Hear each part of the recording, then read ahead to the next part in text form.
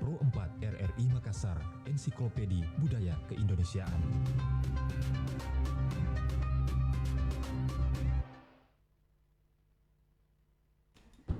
Iya, Assalamualaikum warahmatullahi wabarakatuh. Shalom, selamat pagi, salam sejahtera Om, Santi Om, Namo Buddhaya, salam kebajikan. Sahabat budaya, pagi hari ini kita kembali berbincang mengenai pelestarian cagar budaya, di mana masyarakat dilibatkan untuk melihat bagaimana sebuah cagar budaya itu ini menjadi sebuah situs bersejarah yang harus kita jaga dan kita lestarikan bersama. Dan saat ini sudah hadir di studio kami. Saya mau sapa dulu untuk narasumber saya. Selamat pagi untuk Ibu Dewi Santi SSMA. Selamat pagi Ibu. Oke, selamat pagi Ibu. Pagi Pak. Pagi Ibu. Bu, mohon izin boleh bisa agak maju dikit Bu ya supaya suaranya. Itu dia. Oke, iya. Oke, semangat puasa Bu Dewi ya. Oke, saya beralih lagi ke Pak Halid. Ini Pak Halid benar ya? Betul. Oke, Pak Halid ASS. Kabar baik Pak ya? Ya baik. Iya, ini saya melihat Ibu Dewi sama Pak Halid ini semangat sekali pagi hari ya. Walaupun kita tanpa terasa ini puasa kita udah jalan di hari ke 10 ya. 10 ya benar ya. Nah, sahabat budaya, nanti kita akan berbincang bersama dua narasumberku ini. Sebelumnya terima kasih banyak sudah main-main ke Pro 4 RRI Makassar ya. Walaupun tahu mungkin waktunya sangat-sangat sibuk sekali. Nah, nanti kita akan berbincang sahabat budaya mengenai pelibatan masyarakat dalam pelestarian cagar budaya. Namun sebelumnya kita mau hadirkan dulu sebuah lagu ya, Ibu ya. Bapak supaya Musia mengangkat kita semangat di pagi hari ini. Ini ada Iwan Tompo dan Rani dengan Kelong-Kelong Toratea. Jangan kemana-mana sahabat budaya. Selepas dua lagu ini, kita akan bersama dalam perbincangan ini. Selamat pagi.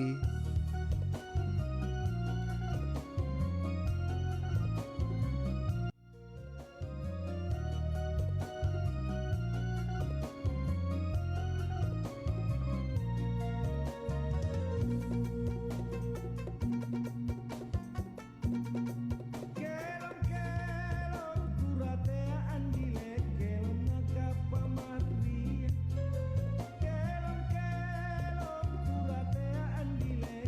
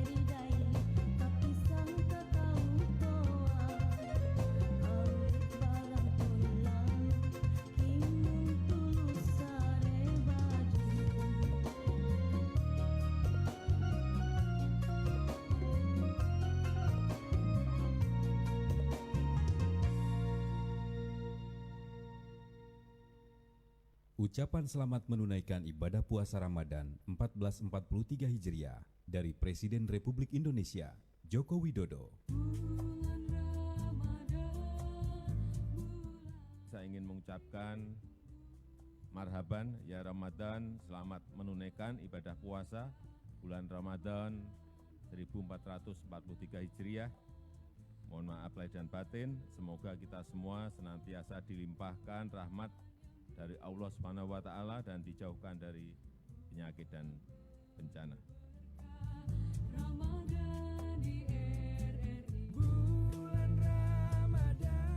Assalamualaikum warahmatullahi wabarakatuh. Marhaban ya Ramadan, bulan penuh berkah, rahmat dan pengampunan. Dengan segala kebaikannya, semoga puasa menjadikan Indonesia semakin harmoni dengan keberagamannya. Saya Hendrasmo, Direktur Utama LPP Radio Republik Indonesia, mengucapkan selamat menjalankan ibadah puasa 1443 Hijriah. Wassalamualaikum warahmatullahi wabarakatuh. Nusantara Pagi masih bersama Anda.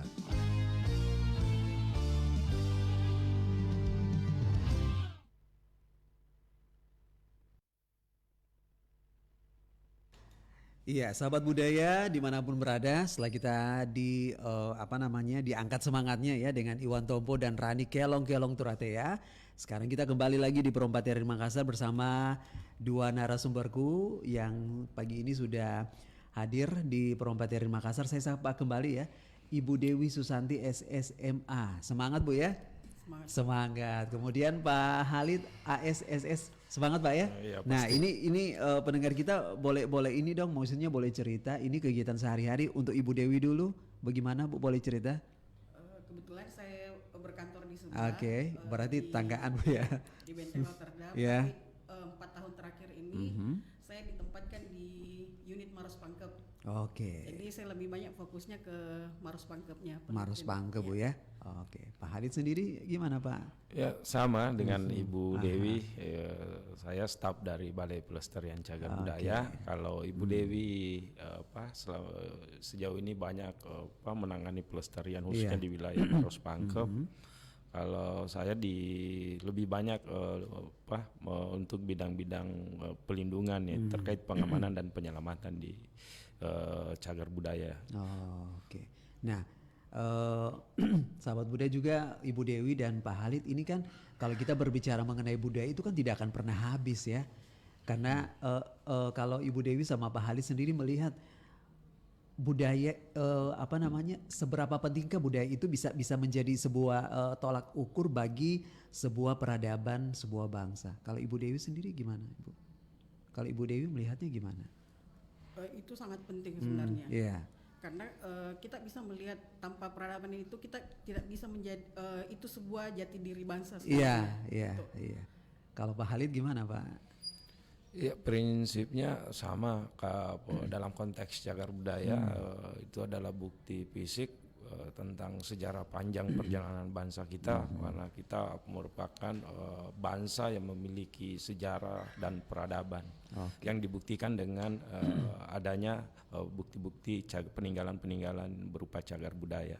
Nah, budaya itu kan sendiri kan sebenarnya yang tadi Bu Dewi bilang peradaban sebuah bangsa ya, dan itu kita sebenarnya tidak bisa kerja sendiri nih Pak Ibu. Nah, jadi keterlibatan masyarakat dalam dalam peran penting untuk upaya pelestarian cagar budaya ini kan sangat penting nih. Nah, seberapa pentingkah masyarakat diberikan kesempatan untuk terlibat dalam pelestarian budaya itu sendiri? Ibu Dewi gimana Bu? Itu sangat penting. Iya. Sangat penting karena masyarakat merupakan elemen penting dan masyarakat itu sendiri adalah orang-orang yang bersentuhan langsung dengan cagar budaya yang ada di sekeliling mereka. Dan beberapa tahun terakhir ini pemerintah itu sudah berupaya membuat beberapa kajian-kajian yang melibatkan masyarakat, di mana masyarakat dijadikan kayak sebuah organisasi, dijadikan organisasi dan mereka memiliki peranan penting untuk cagar budaya itu sendiri. Tapi dalam pelibatan masyarakat itu pemerintah tetap terlibat karena tanpa pemerintah masyarakat juga belum bisa maksimal dan akademisi. Oke. Nah, kalau Pak Halid sendiri melihatnya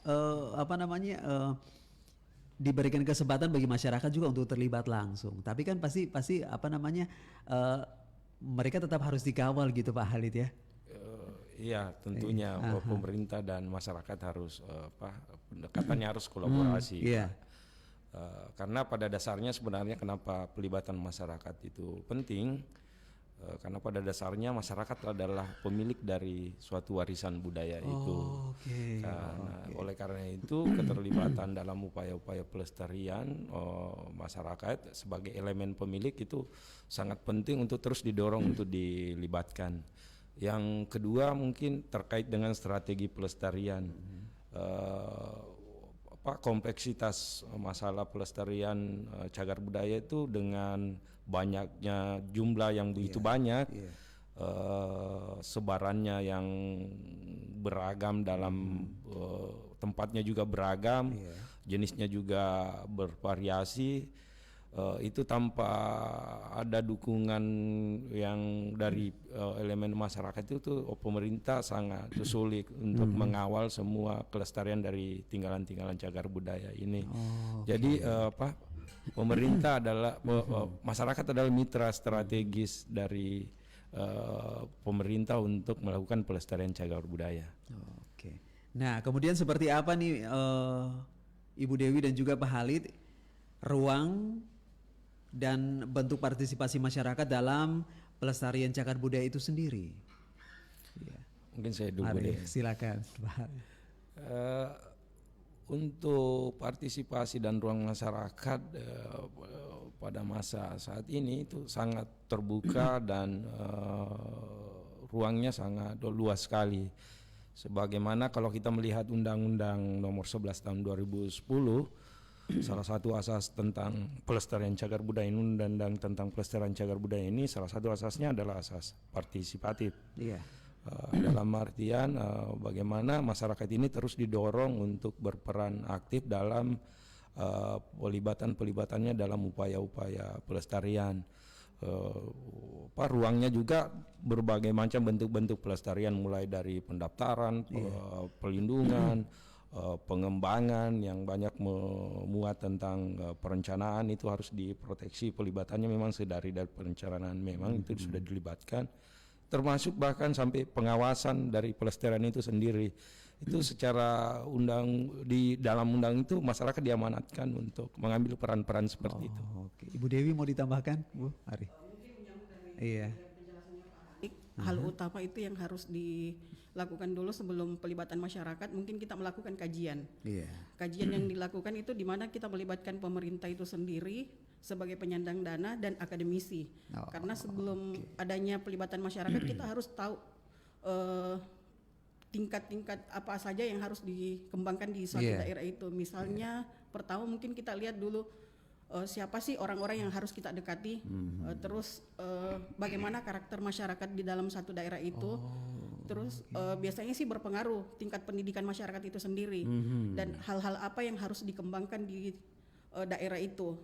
Jadi dengan melihat hasil kajian yang sudah dilakukan dan melihat potensi-potensi masyarakat, itu bisa membuat mereka lebih hidup dan lebih menyatu dengan cagar budaya itu sendiri. Iya. Nah, saya tertarik tadi waktu Ibu Dewi bilang bahwa itu juga berpengaruh ke tingkat pendidikan, kemudian karakter mereka ya. Sampai sejauh mana, Bu? Itu bisa mempengaruhi sebuah pelestarian cagar budaya ini? Misalnya begini, Pak. Contoh kasus mungkin kemarin di wilayah Pangkep, ada satu tempat lah yang namanya Belai itu, kita bisa lihat tingkat pendidikan masyarakat di sana itu rata-rata mereka kalau untuk yang sarjana itu cuma berapa orang, terus tingkat pendidikan SMA, SMP, SD yang lebih besar itu dari tingkat SMP. Jadi kesadaran mereka itu terhadap cagar budaya sendiri itu sangat minim. Itu bisa kita lihat. Iya. Dan memang dibutuhkan pendekatan Bu ya. Iya. Setidaknya kita harus lihat dulu siapa sih yang tokoh masyarakat yang harus didekati di dalam satu daerah itu Oke. Jadi, yang berpengaruh. Bagi museum berarti kalau sudah begitu kan museum akses ke sana, museumnya jalan-jalan untuk ke sana itu sebenarnya sudah mudah Bu ya, ketika misalnya kita ada Melakukan orang pendekatan-pendekatan. Ya. Oke, berarti pendekatan ini ya, pendekatan budaya juga penting sebenarnya Bu ya.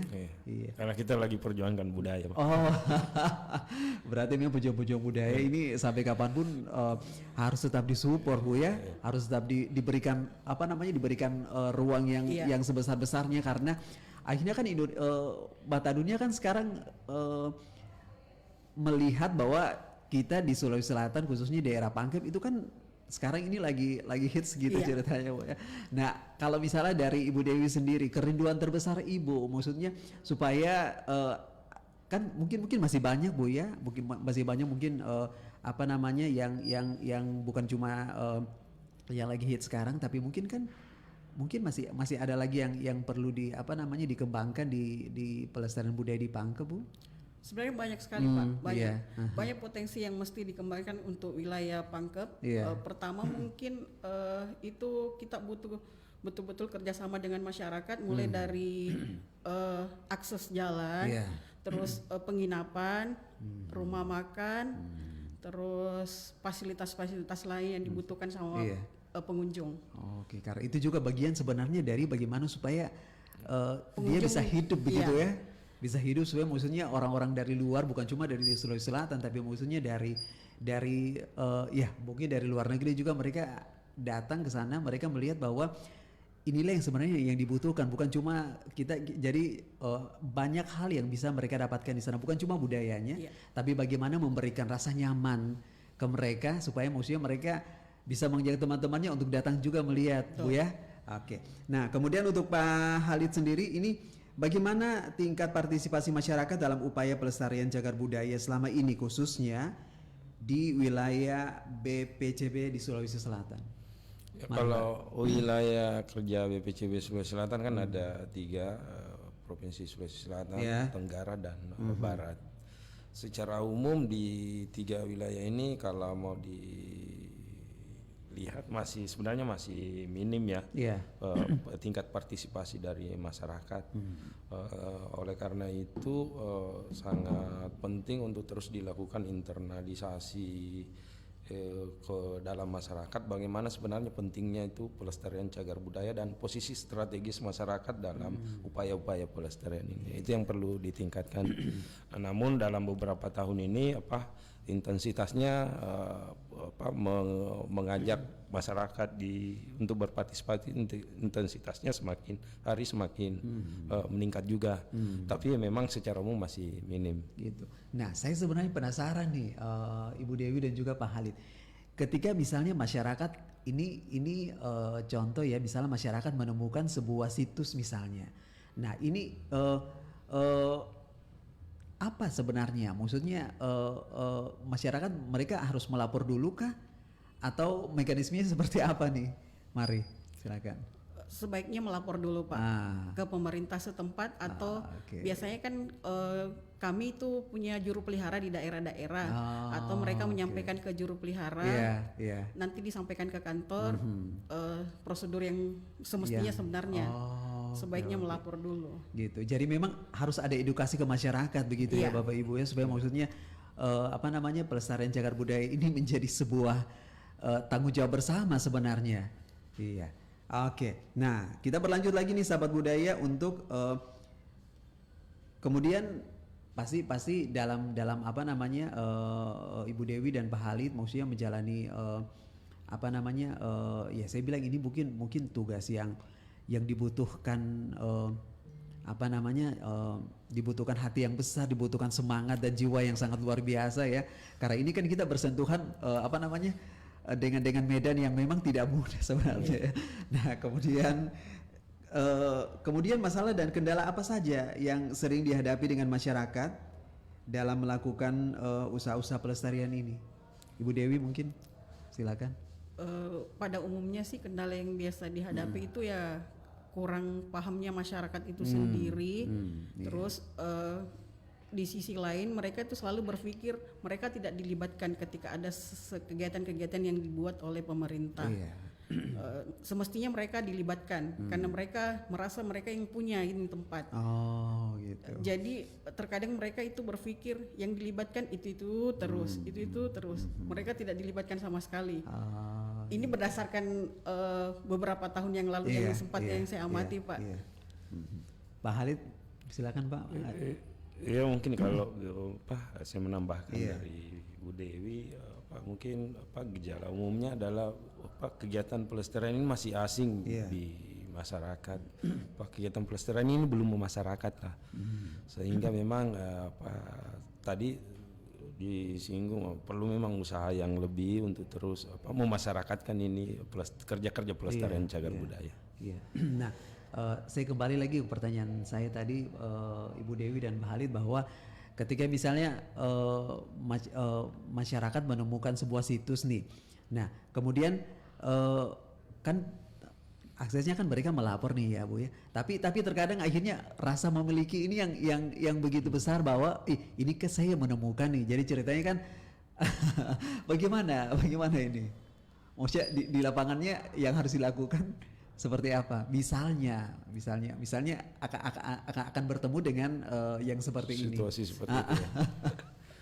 Ya, kalau sebenarnya dari aturannya memang di dalam undang-undang itu bagi penemu, masyarakat yang menemukan suatu objek diduga cagar budaya itu diwajibkan untuk melaporkan paling lambat 30 hari sebenarnya. Jadi secara itu jelas aturannya dalam undang-undang. Tapi kan bagaimana dinamika pada saat peristiwa itu terjadi kan tidak bisa juga dipastikan seperti apa nantinya. Mungkin juga ada yang tidak kooperatif atas penemuan itu. Iya, apalagi maksudnya ini benda-benda yang termasuk benda istimewa langka ya. Makanya penyadaran yang perlu terus dilakukan supaya ini masyarakat lebih inisiatif untuk berperan aktif dalam kegiatan pelestarian, termasuk dalam contoh kasus penemuan itu tadi.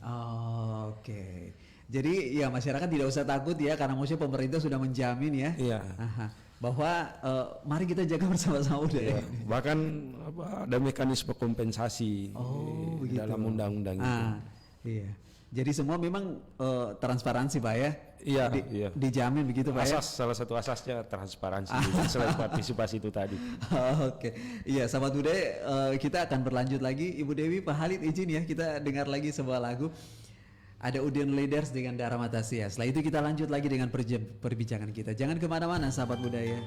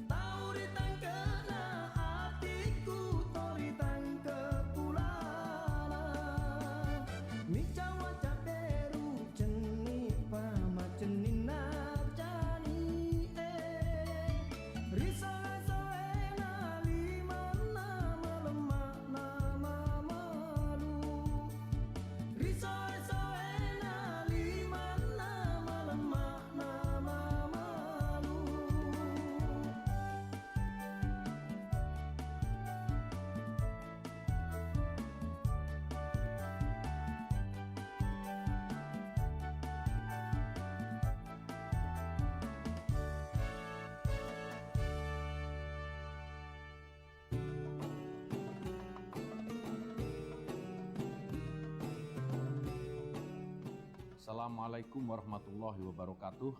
Marhaban ya Ramadan. Marhaban sarusiam. Saya Yakut Khalil Kaumas, Menteri Agama Republik Indonesia, mengucapkan selamat menyambut kehadiran Ramadan 1443 Hijriah, bulan puasa yang penuh kemuliaan dan keberkahan. Sebagai bulan istimewa, kehadiran Ramadan selalu disambut umat Islam. Syiar Ramadan disemarakkan sebagai tanda kegembiraan. Pesan Rasulullah, siapa bahagia dengan datangnya Ramadan, baginya balasan surga. Buah terbesar dari Ramadan adalah takwa. Ramadan momentum menjaga diri, keluarga dan lingkungan dari semua laku dan hal yang merusak. Ramadan Karim momentum bangkit dari pandemi untuk kemajuan NKRI. Assalamualaikum warahmatullahi wabarakatuh.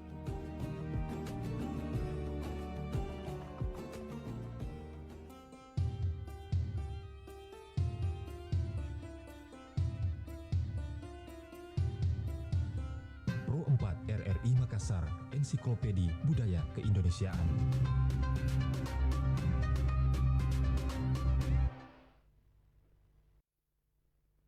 Iya, sahabat budaya, kita berlanjut lagi masih di Bincang Budaya dalam pelibatan masyarakat dalam pelestarian cagar budaya, masih bersama Ibu Dewi Susanti SSMA. Semangat Bu ya. Dan juga Pak Halid ASSS. Waduh. Ini istimewa sekali sahabat budaya karena kita kedatangan dua narasumber yang memang dengan pengalamannya mereka ini mau berbagi bersama kita pagi hari ini tentang pelestarian cagar budaya. Ya, kita berlanjut lagi nih untuk Ibu Dewi dan Pak Halid untuk pertanyaan berikutnya. Ini contoh misalnya kasus atau tindakan yang selama ini menjadi kendala dari kekurangtahuan masyarakat, khususnya untuk masyarakat memiliki warisan budaya dalam pelestarian cagar budaya. Ini boleh dijelaskan, mungkin boleh cerita? Kasus-kasus yang kami hadapi yang bersumber dari ke frekuensi pengetahuan dari masyarakat tentang pelestarian cagar budaya itu, misalnya yang banyak kami temui itu pada makam-makam kuno diantaranya Pak. Jadi kebanyakan memang masyarakat itu niatnya sebenarnya bagus, untuk memelihara makam leluhur, tapi mungkin caranya mungkin yang berbeda dengan aturan-aturan yang ada. Misalnya mengganti bahan-bahan dari makam, struktur makam itu dengan material yang lebih modern. Sementara dalam kriteria cagar budaya itu harus memiliki keaslian bentuk dan bahan. Jadi nah itu kita banyak menemukan makam-makam kuno yang dulunya kuno itu sudah menggunakan bahan-bahan yang lebih modern. Terus partisipasi masyarakat untuk mendaftarkan warisan cagar budaya yang dia miliki itu masih minim juga, karena masih ada stigma, dia takut kalau nanti didaftarkan nanti pemerintah menyita. Ini mungkin ada pengalaman dalam satu periode yang lalu tentang bagaimana pengelolaan cagar budaya, dia takut untuk mendaftarkan, padahal sekarang undang-undangnya sangat terbuka tadi Pak. Sangat terbuka, bahkan untuk boleh diperjualbelikan, boleh di dalam undang-undang tuh cagar budaya boleh diperjualbelikan asalkan dilaporkan ke pemerintah, karena pemerintah punya kepentingan untuk melacak temuan keberadaan dari cagar budaya yang ada, sehingga kapan waktu nanti dibutuhkan pemerintah langsung bisa proteksi. Sekarang berpindah dari pemilik, sudah dijual ke pemilik ini. Yang penting itu terus terregistrasi. Kepentingan pemerintah itu bisa diperjualbelikan asal terus terregistrasi, terlacak lokasinya, sewaktu-waktu dibutuhkan bisa diketahui di mana posisinya. Pak Halid, saya tertarik tadi waktu Bapak bilang ini saya baru pertama kali mendengar bahwa ternyata cagar budaya itu bisa diperjualbelikan. Boleh diperjelas lagi seperti apa maksudnya? Ya, di dalam Undang-Undang Nomor 11 Tahun 2010 cagar budaya itu bisa dipindah tangankan, baik melalui aktivitas jual beli. Cuma memang ada beberapa syarat-syarat itu tadi. Yang penting itu dilapor dari misalnya pembelinya dari lintas kabupaten, itu harus perlu laporan dari pemerintah asal dan pemerintah yang lokasi yang setelah diperjualbelikan itu, dan itu dilapor juga di pemerintah menyiapkan satu fasilitasi untuk data cagar budaya itu namanya web registrasi cagar budaya nasional. Nah itu harus dilapor juga ke situ supaya pergerakan dari cagar budaya ini terus dapat diproteksi, Pak. Oh gitu. Nah maksudnya diperjualbelikan ini maksudnya dalam satu lokasi, maksudnya misalnya dipangkep. Dipangkep saja kah atau boleh menyeberang ke, maksudnya boleh lintas provinsi atau lintas kota atau gimana? Boleh Pak, boleh. Oh dibolehkan. Boleh. Yang cuma mungkin lebih pemerintah lebih tidak menyarankan itu kalau lintas negara, Pak. Oh. Iya itu sudah berbeda itu Pak cerita. Wilayah hukumnya sudah beda. Ibu Dewi mungkin mau ditambahkan, Bu? Iya. Saya mungkin menambahkan misalnya kayak contoh kasus itu untuk gua-gua yang ada di Maros Pangkep, itu biasanya masyarakat memanfaatkan gua-gua untuk sebagai penyimpanan jerami, terus binatang ternaknya mereka melakukan aktivitas penebangan pohon di sekitaran gua-gua atau penggarapan lahan. Sebenarnya itu kan akan mengancam keberadaan gua-gua itu sendiri, tapi mereka tidak menyadari itu. Terkadang juga ego masyarakat yang lebih dikedepankan, Pak, karena mereka berpikir saya yang punya. Karena selama ini mereka yang berpikir tidak pernah dilibatkan, makanya mereka kadang berpikir seperti itu. Ya jadi memang kembali lagi maksudnya memang harus ada edukasi sebenarnya, Bu ya. Iya supaya maksudnya tidak ada miskomunikasi di sini.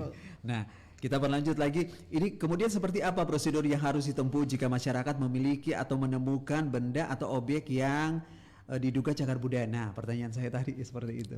Ya, itu bisa langsung dilaporkan kalau di aturannya di undang-undang itu selambat-lambatnya setelah penemuan itu 30 hari itu sudah harus dilaporkan. Dilaporkannya kemana itu bisa di pemerintah setempat, karena pemerintah setempat itu punya kewenangan untuk melakukan pendaftaran termasuk dari temuan-temuan objek diduga cagar budaya tadi. Jadi ada memang satu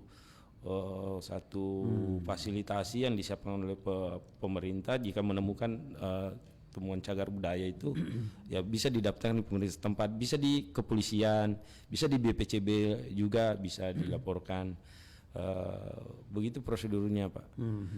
Ibu Dewi mungkin ada yang mau ditambahkan, Bu? Ya, mungkin kalau misalnya masyarakat, kan terkadang masyarakat merasa ketakutan, Pak, untuk melaporkan apa yang mereka temukan. Apalagi ini kan sesuatu yang istimewa ya. Biasanya mereka lebih terbuka kalau misalnya kepada teman-teman yang bertugas di daerah. Di kantor kami kan ada yang namanya juru pelihara, itu yang ditugaskan di daerah-daerah atau polsos. Mungkin mereka lebih nyaman atau lebih merasa tidak tertekan jika mereka melapor ke petugas-petugas kami. Ini orang yang ditahu begitu ya. Secara emosional mereka dekat gitu ya. Iya, jadi maksudnya gampang ada sebenarnya. Ikatan. Gitu. Nah, Bu, Pak, ini kan terkadang begini. Menyambung tadi dari pertanyaannya bahwa ketika mereka menemukan ini adalah sebuah benda yang sangat-sangat berharga dan memiliki nilai yang sangat fantasi sekali ya. Nah, bagaimana maksudnya teman-teman dari BPCP ini maksudnya mereka memberikan pemahaman yang baik, edukasi yang baik supaya bahwa ini sebenarnya adalah sebuah penemuan yang kalau misalnya kita bisa dikembangkan dengan baik, sebenarnya kan ini bisa menjadi potensi yang sangat besar. Nah, ini bagaimana caranya, Pak? Ya, salah satunya kan keberadaan cagar budaya itu. Karena sebenarnya kan agak susah ya maksudnya untuk bisa mengajak masyarakat gini loh, maksudnya dalam artian bahwa merayu mereka gitu. Iya, biasanya memang harus dijelaskan secara praktis sebenarnya. Misalnya cagar budaya itu kan salah satu potensinya adalah pemanfaatannya sebagai objek wisata. Nah, apabila ini dikembangkan dan masyarakat adalah bagian dari pengelolaan dari pengembangan yang direncanakan sebelumnya itu biasa masyarakat biasa lebih terbuka untuk mau menjadi bagian dari karena pengembangan sebenarnya itu juga bagian dari pelestarian. pengembangan, kalau pelestarian kan dalam undang-undang ada 3 pelindungan, pengembangan dan pemanfaatan yang Bapak tadi singgung itu mungkin terkait dengan pemanfaatan. Nah tadi juga sebelum pemanfaatan sebenarnya ada pengembangan dulu Pak, dikaji dulu seperti apa. Nah ini banyak menyangkut tentang bagaimana rencana pemanfaatannya ke depannya. Nah sedapat mungkin pelibatan masyarakat itu dari kajian-kajian pengembangan sebagaimana tadi disinggung oleh Ibu Dewi. Itu sudah dalam pengembangan yang dilakukan lebih spesifik selalu melibatkan masyarakat. Jadi dari tahap perencanaan memang harus dilibatkan sehingga menghasilkan suatu bentuk pemanfaatan cagar budaya yang berbasis masyarakat juga nantinya. Nah, saya kembali dulu ke Ibu Dewi, Bu.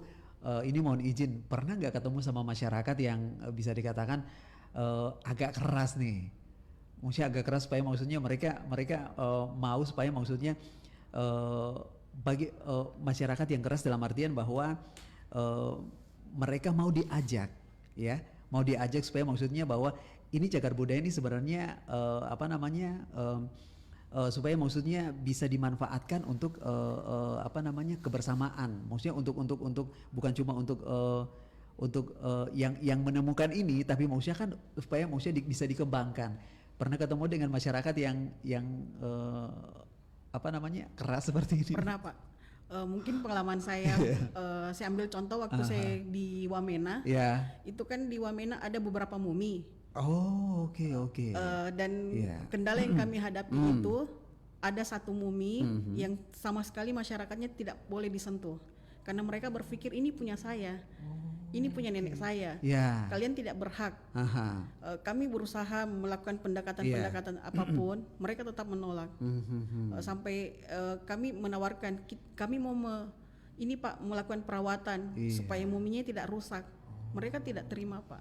Karena mereka itu punya sendiri untuk menghasilkan uang. Karena mereka itu pamer muminya dan kalau ketika pengunjung datang ke kampung mereka dan berfoto sama mumi itu mereka minta uang. Oh, begitu. Sementara kalau sama pemerintah mereka menganggap ini akan diambil.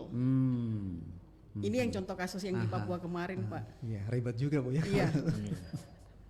Tapi itu pengalaman seru sebenarnya. Iya Pak, betul. Ya? Oke. Maksudnya bagaimana dibutuhkan kesabaran ya untuk menghadapi orang-orang yang memang mereka karena ya itu tadi mereka rasa memilikinya itu mungkin yang terlalu besar Bu ya. Karena mereka berpikir mereka yang punya dan uang yang dikeluarkan pemerintah itu uang mereka. Oke. Nah, kita berlanjut lagi ke pertanyaan berikutnya untuk Ibu Dewi dan juga Pak Khalid. Ini seperti apa prosedur yang harus ditempuh jika masyarakat memiliki atau menemukan benda atau objek yang diduga cagar budaya itu sendiri? Ya itu tadi. Oh iya, sudah betul. dilaporkan. Betul. Nah, kemudian contoh kegiatan pelestarian cagar budaya yang pernah dilakukan dengan pelibatan masyarakat apa saja, Pak Khalid? Di beberapa kajian pengembangan tadi untuk merencanakan bagaimana bentuk pemanfaatan suatu objek cagar budaya itu kita sudah libatkan dalam setiap program-program yang kita lakukan itu sedapat mungkin kami baik di kegiatan pelindungan, pengembangan dan pemanfaatan itu sedapat mungkin kami melibatkan masyarakat entah melalui FGD, pelibatannya sebagai bagian dari tim atau melihat bagaimana persepsi masyarakat jika kita melakukan pengembangan terkait objek yang ada di sekitar mereka. Jadi mungkin seperti itu pelibatannya. Di Dewi mungkin juga punya pengalaman sendiri mungkin. Boleh bisa dibagi. Mungkin saya ambil kembali ya contoh kasus untuk Maras Pangkep Pak. Untuk pelibatan masyarakat sendiri itu kita mungkin bisa lihat di wilayah Ramang-Ramang. Iya. Itu salah satu impian terbesar saya itu mau ke sana Bu, tapi belum kesampaian ini. Padahal dekat Pak. Di sana kan masyarakat sudah mulai merasa memiliki Pak, karena mereka sudah mendapatkan hasil dengan apa yang mereka lakukan selama ini. Sudah di zona nyaman sebenarnya. Iya, itu. Sudah panen Pak. Sudah panen, betul. Ya, boleh lanjut Ibu. Ketika masyarakat sudah merasa memiliki, mereka itu akan sangat peduli dengan cagar budaya yang ada di sekeliling mereka. Iya. Itu yang terjadi, Pak. Nah, kemudian dari pemerintah sendiri bagaimana Ibu? Kalau dari pemerintah sendiri ya kita harus mensupport mereka, Pak. Karena pemerintah itu kan kita lihat sendiri dalam pemerintah itu ada mereka tidak tetap, ada kepentingan-kepentingan sebenarnya kok dalam pemerintah. Jadi yang hal utama yang harus kita tekankan itu ke masyarakatnya itu sendiri. Karena ketika masyarakat sudah merasa memiliki, mereka akan peduli dengan apa yang ada di lingkungan mereka. Betul. Gitu. Betul. Jadi tapi maksudnya pemerintah tetap harus mengkawal, Bu ya. Iya. Karena jangan sampai maksudnya ini di zona nyaman itu. Itu bagian dari tugas, Pak. Iya. Nah, ini saya kembali lagi tadi saya tertarik sekali dengan Ibu Dewi dan Pak Halid ini di dalam rentang waktu perjalanan yang begitu panjang, mungkin boleh dibagi ada pengalaman-pengalaman yang unik yang mungkin tidak bisa dilupakan perihal dengan pelestarian cagar budaya ini, Pak Halid. Ya, itu, satu aja, Pak. Itu Pak, ada satu masyarakat datang melapor ke kantor, dia mimpi dalam mimpinya diberi wasiat bahwa untuk mengganti memasangkan nisan leluhurnya Nah, kita pun hari itu bingung, ini pengalaman unik bagaimana masyarakat meminta pelayanan meskipun ya dengan cara mimpi ya. Waktu itu kita layani, Pak, kita melakukan kajian meskipun sumber informasinya dari mimpi itu, tapi sebagai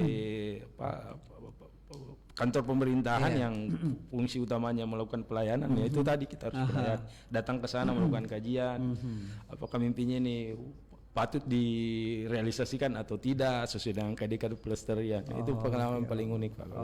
Ibu Dewi, selain dari yang Papua tadi, ada mungkin pengalaman yang mau dibagi juga? Kalau saya sih yang paling unik itu yang di Papua. Gitu ya. Saya baru pertama menemukan masyarakat yang susah untuk pendekatannya. Sampai-sampai kami beberapa hari pendekatan, dengan entengnya mereka bilang ini uang nenek saya. Jadi saya harus lihat proposalnya, dananya mana, terus apa yang harus kalian kerjakan.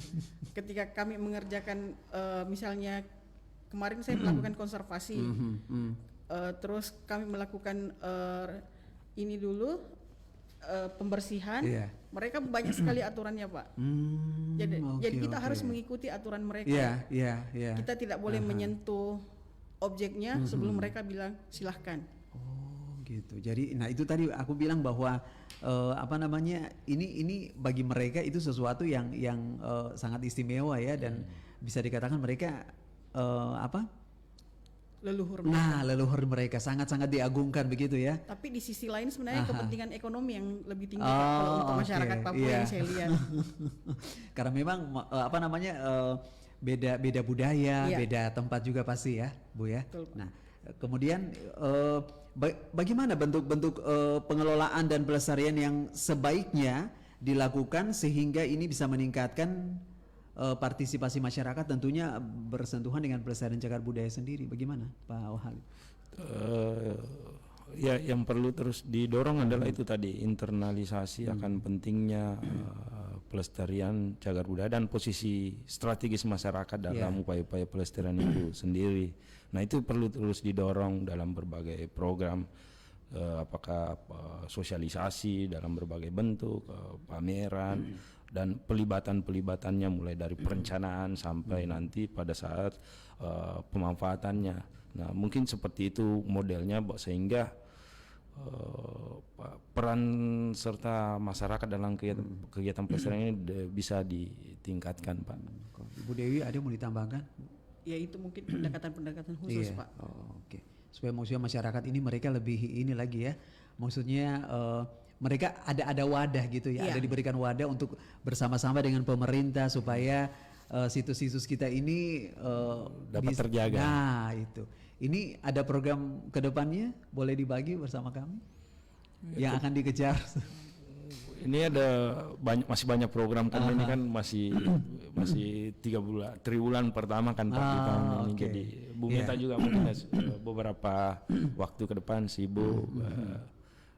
Saya juga ada beberapa program, mungkin saya Bu Meta dan saya mungkin ada nanti juga satu program, pokoknya mungkin masih padat merayap karena wilayah kerjanya juga luas Pak, 3 provinsi. Weh, luar biasa ya. Nah, ini saya melihat dari backgroundnya Pak Khalid ini kan di sini dicantumkan penyelamatan dan pengamanan, benar ya? Boleh berbagi nih Pak. Maksudnya penyelamatan pengamanan ini boleh bisa cerita? Ya, kalau kegiatan penyelamatan itu beberapa tahun belakangan ini kami banyak bekerja melalui ini adanya laporan atau aduan-aduan masyarakat terkait penemuan atau keterancaman berbagai objek-objek yang ada di wilayah kerja kami. Nah, biasanya kalau ada laporan itu kami langsung biasanya turun atau melakukan kajian-kajian yang memproteksi faktor-faktor ancaman dari objek-objek yang kita sudah data sebelumnya itu tadi banyak, apakah melalui kegiatan survei penyelamatan, kegiatan sonasi maupun fasilitas-fasilitas pengamanan itu yang dibutuhkan apa, misalnya pagar, ada pos jaga, ada penempatan SDM di sana sebagai tenaga pengamanan. Nah, kalau misalnya begini Bu Dewi dan Pak Khalid, kalau misalnya sebuah cagar budaya ini kan dia ya taruhlah usianya sudah ratusan tahun gitu. Kemudian tiba-tiba misalnya ya kita nggak tahu ya, misal tiba-tiba ada terjadi bencana alam atau bagaimana, terus misalnya dia rusak, terus itu bagaimana itu misalnya Pak? Iya, kalau bencana alam kan kita tidak bisa prediksi. Pak, cuma memang beberapa kajian-kajian yang kami lakukan juga yang kemarin itu berupaya untuk menilai kita berusaha untuk melihat bagaimana potensi ancaman dari sisi bencana alam dari objek-objek faktor alam misalnya, faktor alam itu itu kita sudah melakukan beberapa kajian dalam beberapa tahun terakhir ini, sehingga ada lebih protektif lah kita mendeteksi objek-objek mana saja yang terancam yang tinggi keterancamannya dari sisi faktor alam itu tadi. Penanganan yang biasa dilakukan ya itu tadi penanganan, mungkin biasanya Bu Meta juga lama biasanya dikonservasi, kadang ada yang butuh konservasi, ada butuh yang direkonstruksi ulang bagaimana bentuknya, tergantung bagaimana kasus kerusakan yang diakibatkan tadi yang bencana alam itu. Nah, menyambung tadi yang disampaikan oleh Pak Khalid, konservasi ulang nih Bu Dewi, misalnya ada kejadian alam begitu, misalnya ada yang rusak itu bisa nggak Bu, maksudnya diganti atau dibikin baru, atau memang ada prosedur khusus begitu Bu, misalnya cagar budaya misalnya? Kita lihat dulu kondisinya Pak. Nah, kalau misalnya dia tidak sampai 50%, itu bisa kita perbaiki. Kalau misalnya dia di atas 50%, mungkin kita adakan pengganti. Tapi ada beberapa pekerjaannya itu kami tidak ubah model dan bahan. Berarti art deco-nya tetap ya, tidak dari rubah ya. Oke. Iya. Nah, sahabat budaya, hari ini kita belajar lagi bagaimana pentingnya sebuah pelibatan masyarakat dalam pelestarian budaya, sehingga budaya itu bisa menjadi kekuatan kita bersama, dan budaya itu akhirnya bisa menjadi sebuah kebanggaan untuk kedepannya, bukan cuma untuk kita, tapi maksudnya bukan cuma untuk masyarakat Sulawesi Selatan, tapi juga kita melihat bahwa banyak sekali cagar budaya yang sangat istimewa ini ada di sini, dan kita semua punya tanggung jawab yang sama untuk bisa menjaga sekaligus melestarikannya. Ibu Dewi, Pak Khalid, terima kasih ya sudah berbagi bersama kita pagi hari ini. Iya, akhirnya kita belajar lagi bahwa ternyata Sulawesi Selatan ini kaya sekali dengan cagar budaya ya. Kita belajar juga bagaimana berbagi informasi, sehingga bukan cuma pemerintah, tapi kita semua ikut terlibat langsung dalam menjaga kelestarian budaya ini. Sekali lagi terima kasih Ibu Dewi dan Pak Khalid. Salam sehat, salam sukses. Sahabat budaya, kita pamit sampai di sini. Kita akan berlanjut lagi di program berikutnya. Selamat pagi dan assalamualaikum warahmatullahi wabarakatuh. Waalaikumsalam.